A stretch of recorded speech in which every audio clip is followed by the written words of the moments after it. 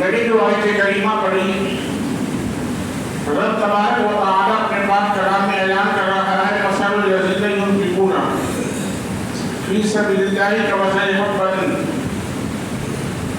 یعنی اس کی مثال ایسی ہے ایک دانے کی جو اللہ کی راہ میں خرچ کرتے ہیں. جیسے ایک دانہ ہوتا ہے اور ایک دانہ زمین میں بونے کے بعد اس میں 7 بالیاں ہوتی ہیں اور ہر بالی میں 100 دانے ہوتے ہیں. ایسی ہی مثال ان لوگوں کی ہے جو لوگ اللہ کی راہ میں اپنا مال خرچ کرتے ہیں. یعنی صدقہ دینا، صدقہ جو ہے وہ 2 طریقے کا ہوتا ہے. کب دکھا کر دینا ہے اور کب یعنی سب کو بتا کر دینا ہے. اگر کسی انسان کی مدد کر رہے ہو، کوئی غریب ہے، بے سہارا ہے، پریشان حال ہے، تو بہتر یہ ہے کہ اس کی مدد ایسے کی جائے کہ اس ہاتھ سے دو اور دوسرے ہاتھ کو خبر نہ ہو. اور یہاں تک آیا ہے کہ اتنا جھک کر مدد کی جائے کہ رات کے اندھیرے میں اس کے گھر میں مال بھیج دیا جائے تاکہ اسے بھی احساس نہ ہو کہ یہ مال دینے والا کون ہے. اور ایک ہوتا ہے اپنا مال مسجد کے اندر خرچ کرنا، مدرسے کے اندر خرچ کرنا، راہ خدا میں خرچ کرنا. جیسے کوئی مسجد تعمیر ہو رہی ہے اور کسی نے مان دیا کہ میں مسجد کے لیے 1000 روپے دیتا ہوں، اور مجھے دیکھ کر لوگوں کے دلوں میں جذبہ ہوگا، دین کا فائدہ ہوگا، مسجد کا فائدہ ہوگا، تو یہاں پر اعلانیہ دینا بہتر ہے. اب مسجد تعمیر کرنا یہ بہت بڑا کام ہے اور بہت فضیلت والا کام ہے. لیکن اگر کوئی انسان مسجد کے اندر روشنی جلاتا ہے، چراغ جلاتا ہے، اب تو چراغ کا زمانہ نہیں ہے، پہلے چراغ جلتے تھے. اس کے بارے میں آیا ہے کہ اگر کوئی شخص مسجد کے اندر روشنی کرتا ہے، جب تک وہ روشنی رہتی ہے اللہ تبارک و تعالیٰ اس کی مغفرت فرماتا ہے.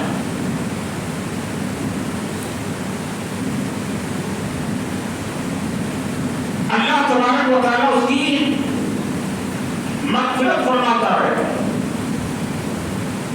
اور آج چراغ کا دور نہیں ہے بلکہ لائٹ کا دور ہے. اگر کوئی مسجد کے اندر لائٹ لگاتا ہے، اپنا مال خرچ کرتا ہے،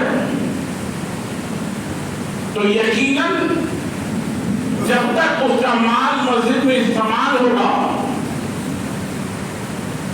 اللہ تبارک و تعالیٰ کے فرشتے اس کے لیے مغفرت کی دعا کرتے رہیں گے. آج ہمارا حال یہ ہے کہ ہم اپنی ذات پر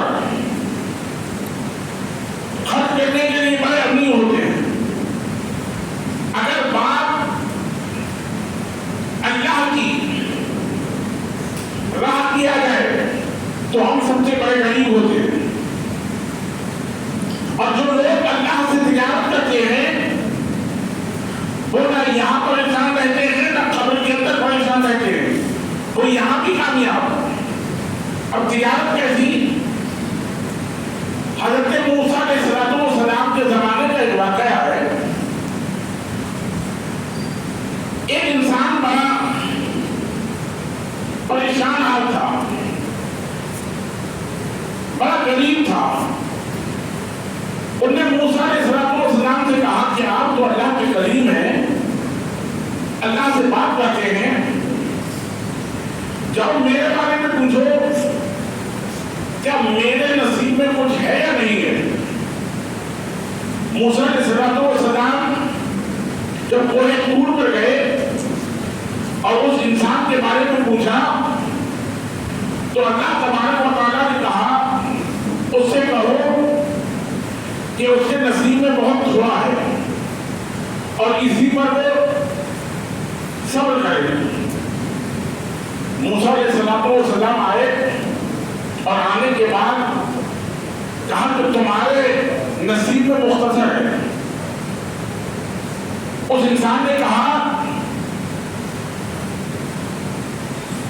آپ اللہ سے کہیے کہ جتنا بھی میرے نصیب میں ہے اللہ تبارک و تعالیٰ ایک دن مجھے عطا فرما دے تاکہ میں ایک دن تو پیٹ بھر کر کھانا کھا لوں۔ آپ نے کہا ادھر اللہ نے پوری زندگی کا مال اکٹھا اسے دے دیا۔ پھر کچھ دنوں کے بعد موسیٰ علیہ السلام کا اس راستے سے گزر ہوا، دیکھا کہ اس انسان کے یہاں تو لنگر چل رہا ہے، بڑا مال کر رہا ہے۔ آپ تو سوچ رہے تھے کہ یہ تو پریشان ہونا چاہیے تھا، آپ ٹھیک ہی کیسے ہوا؟ پوچھا کہ کیسے ہوا؟ اس نے کہا اے موسیٰ، اللہ نے مجھے جتنا مال دیا میں نے خود کھایا اور اسی راہ میں خرچ کر دیا۔ ادھر آواز آئی اے موسیٰ، اس نے اپنا مال ہماری راہ میں خرچ کر ہمیں قرضہ دے دیا اور میں اس کا دگنا تو فرماتا ہوں اتنا خرچ کرتا ہے۔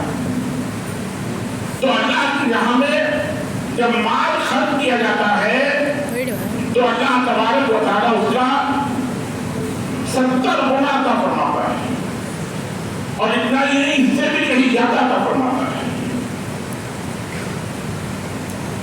بخاری شریف کے اندر ایک واقعہ ہے کہ ایک انسان نے بادل کی آواز سنی۔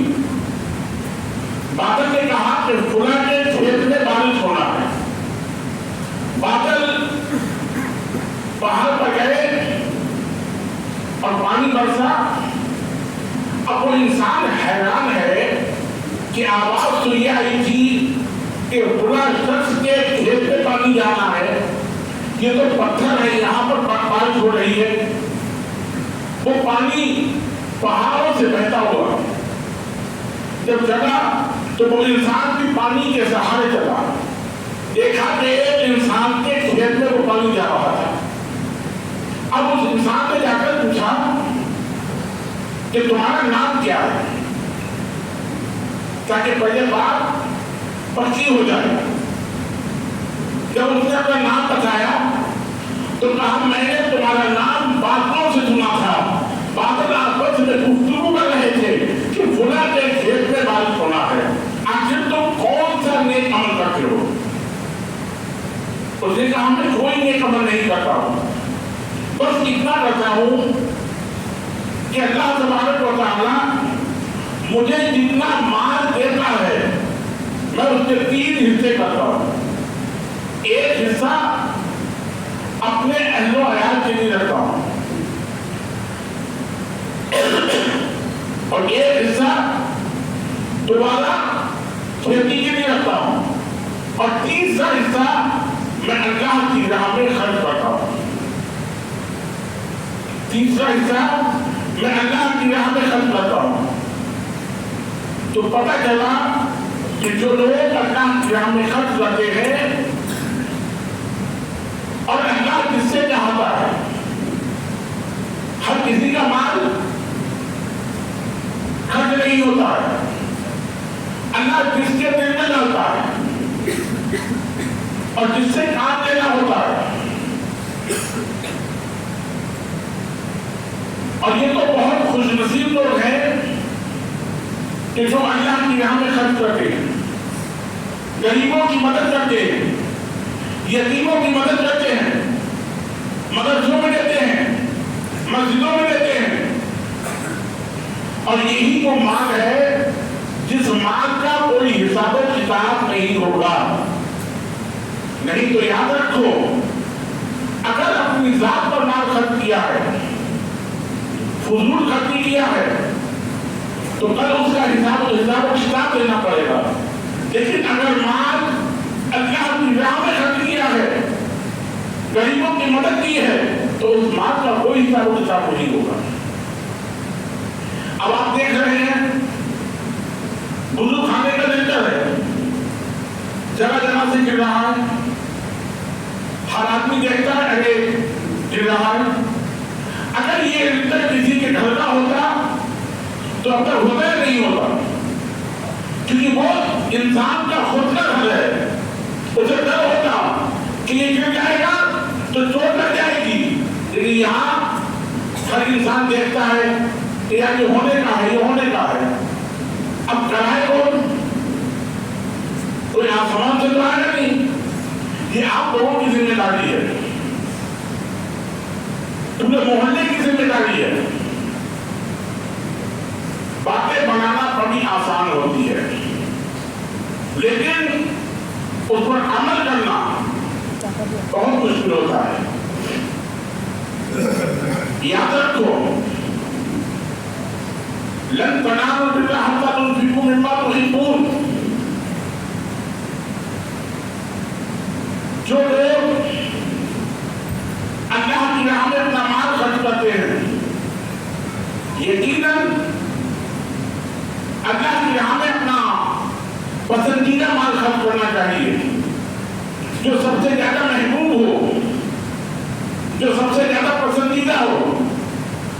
ہمارا حال تو یہ ہے کہ ہم مسجد کے کھلنے میں بھی پیسے ڈالتے کرتے ہیں، اور اس ڈر سے ہمارا حال یہ ہے کہ ہم امام کی دعا میں بھی شریک نہیں ہوتے، اس سے پہلے بھاگنا شروع کر دیتے ہیں. کم سے کم آپ پیسے مت ڈالو، آپ کی مرضی ہے، کم سے کم دعا میں تو شریک ہو. نہ جانے کون اللہ کا نیک بندہ ہے جو آمین کہے اور جس کے آمین کہنے سے ہماری دعائیں قبول ہوں. آج آپ دیکھ رہے ہو کیسی کیسی مسلمانوں کو پریشانی آ رہی ہے. ہم کیا کر سکتے ہیں؟ دعا کر سکتے ہیں. اور دعا جو ہے عبادت کا مرد ہے، بغیر دعا کے عبادت کے کوئی معنی نہیں ہے. اگر ہم اللہ سے نہیں مانگتے تو پھر کس سے مانگتے؟ اللہ تبارک و تعالیٰ کی بارگاہ میں دعا ہے ہم سب کو اس پر عمل کرنے کی توفیق عطا فرمائے. وما علینا الا البلاغ.